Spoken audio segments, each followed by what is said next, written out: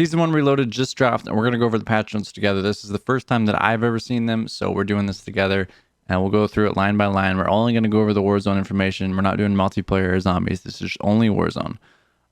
So here, Wednesday, January 17th, that's today. Season 1 Reloaded patch notes. Customization adjusted geometry and appearance of the Gaia and Gaia Black Cell operator skins in an effort to increase visibility. I believe that's the Groot skin that they took out of the game. It looks like they're going to put it back in the game. Familiar camo in the Poison Frogs category. Well, no, okay. Unattainable calling cards are no longer displayed in the premium category. Equipped to all button from Battle Pass will now ensure and customizations are applied in private match. Fixed an error that prevented the Endowment Direct Action Pack to be purchased. Resolved an issue in which several camos failed to apply to the Holger 26 LMG. Resolved an issue in which users were unable to navigate through the operator skins while using a controller. The fossilized weapon blueprint no longer displays inconsistent camo coverage. Several errors have been resolved that blocked players from equipping various weapon blueprints. It's for these blueprints below if you've had a problem with that. And then we really get into the nuts and bolts of Warzone here. The content covered in the polling section pertains primarily to Call of Duty Warzone. Night Vision Gulag new variant. I know everyone's been waiting for this. Players who enter the Night Vision Gulag will be given Night Vision goggles when they enter the arena. Players will utilize the same list of weapon loadouts as the normal Gulag. All existing Gulag public events like Go Ahead and Locked and Loaded also have a chance to occur in the Night Vision Gulag. The Night Vision Gulag appears at a random and is a rare and special occurrence. Let's see what Raven says about this. The Night Vision Gulag is one of the new additions to the overall Gulag experience for Warzone, complementing the new public events, the direction. With this new entry, we are adding a Gulag experience that manifests changes to the visuals and gameplay. The Night Vision Gulag brings opportunities for new stories and new ways of approaching the fight to return to the Warzone, where it's no longer just based on who gets a visual on the other player first, but who has the better positioning and the ability to disappear. Critical gameplay element in any battle royale. Prepare to out-position the enemy. My thing with Gulag is that I never thought it should be something that you like. I think it should be fair on both ends, but I think generally you're not supposed to like the Gulag, so we'll see what that's going to be like. Overall map polish. In an effort to provide players with a smoother, more immersive experience, our teams have put in extensive effort towards identifying and addressing various concerns with map geometry. We're happy to share that thus far we've fixed over 50 mantle spots, fixed over 50 mounting spots, fixed over 150 areas affected by clipping, fixed over 20 known exploitable areas, and improved lighting in 43 buildings. That's a massive W, but they make it sound like they might have already done some of these things, and this isn't all just in the single update, but I hope I'm wrong. Hopefully all of this is just all included in this update.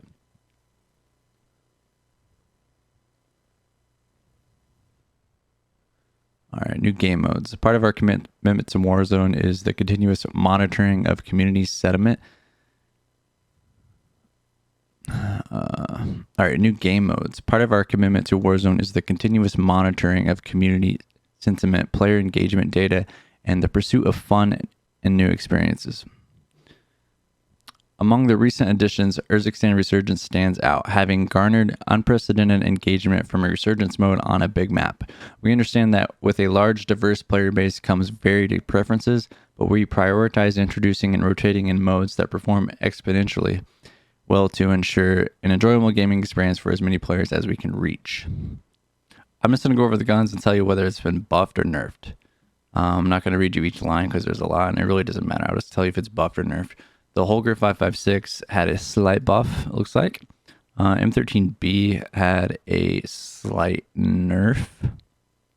MCW, the AR, damage got a buff. Recoil got a little nerf, but MCW, the AR, looks like it might be a viable option now.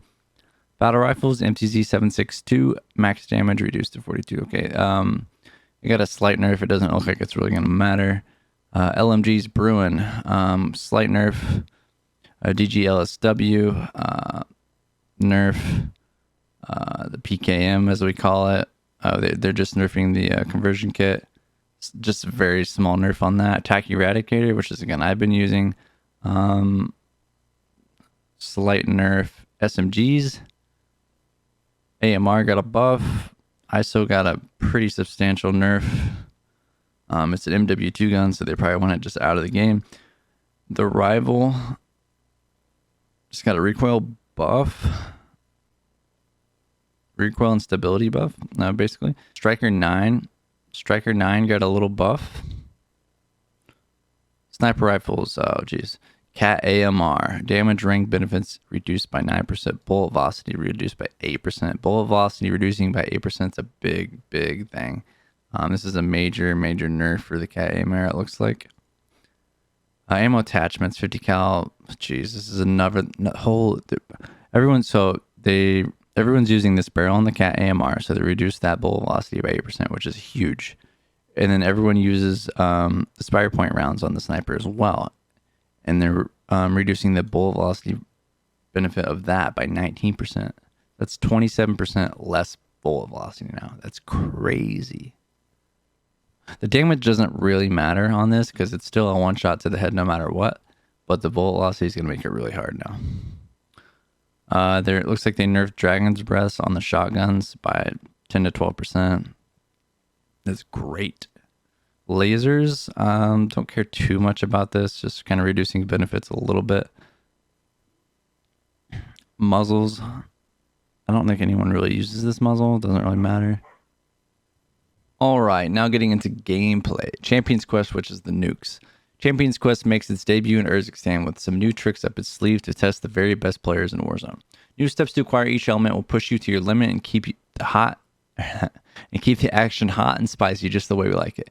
To earn Champion's Quest tokens, when you gotta win 30 games total within a season, which is pretty easy, or 5 consecutive matches, which is kind of hard, whichever comes first. Only one token can be held at a time. The previously mentioned steel mechanic will arrive later in the previously mentioned steel mechanic will arrive in a later season. Details on how this works will be released alongside. Needless to say, we're eager to see who the first victors are with this new experience. The steel mechanic is going to be where you're able to steal someone's new contract. But previously, you couldn't do that. Deployable buy stations. Loot underneath a deployed buy station will be removed to prevent overlap and difficulties interacting with the device. That's great. That's so good. The radius of this removal is slightly larger than the device itself. This is great because even yesterday I was trying to buy someone back, but I kept picking up loot that was on the ground, and then I ended up dying before I got to buy the person back. So that's great. Black sites. We've updated the spawn behavior of black sites so that they're more focused towards the center of the circle. That could be good, it could be terrible. By proxy, this should fix an issue where black sites would shut down too fast by being in the gas earlier than intended. Zip lines. Improve the ability to interact and attach to zip lines? I don't know what that means. Change the interaction behavior to allow players to loot items on the ground near a zip line. Okay. Tracker grenade. Fix an issue with the tracker grenade incorrectly showing up as a snapshot grenade on the loot card. Underwater rebreather. Fix an issue with the rebreather that would make using it more difficult. The item should now have all 4 of its charges available from the start. That's really good because it was kind of a pain in the butt if you didn't know how to use it. Vehicle respawn. Vehicles will now respawn after being destroyed. That's a big W because there's not very many ways to get around the map quickly, especially if someone already took a vehicle. Covert exfil and weapon case update. Stay tuned for further details on the previously announced covert exfil and weapon case features set for release in future. All right, won't worry about that right now. Perks. EOD will now clamp damage to 120, down from 150.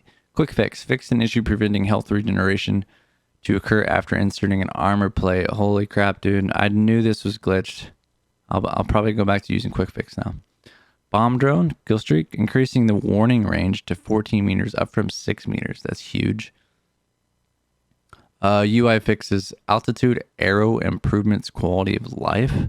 We've made improvements to the way that the altitude arrow appears above and below icons on the minimap and TAC map to help players better navigate their way towards objectives.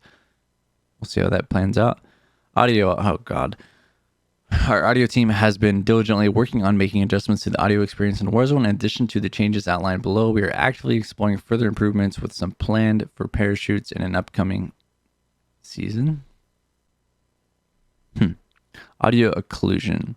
Improvements have been made to audio occlusion on Urzikstan. Plane audio adjustments have been made to the audio on the infill exfil airplane. Music channels, don't really care.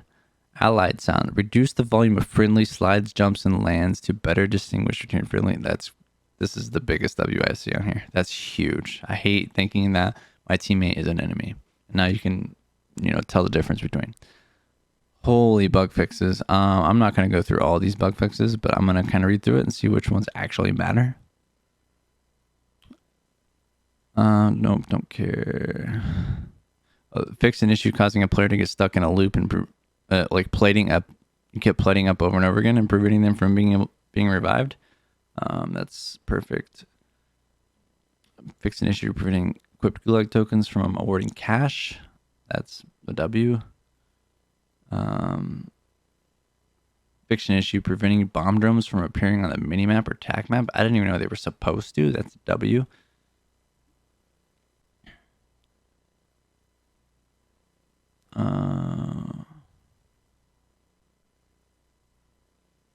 Okay. Fix an issue causing player statistics to not track properly if they left a match.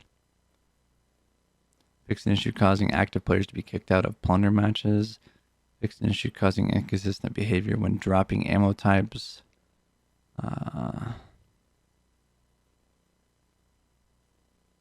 Fix an issue causing incorrect descriptions to appear for perks. So the perks descriptions might be different now. Might have to check that.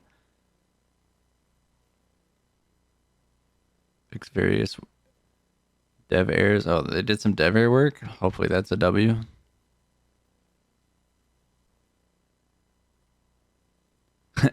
Fix an issue causing doors on certain buildings to behave erratically. Fix an issue. Where is it at?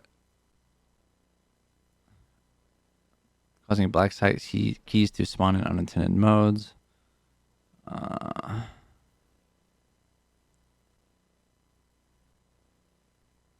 Okay, they fixed the big game bounty from appearing on the map. Sometimes they glitched out.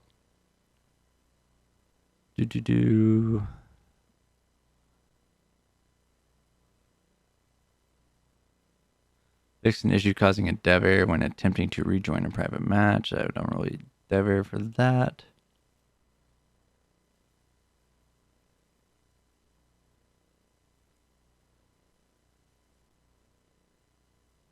All right, that looks basically it.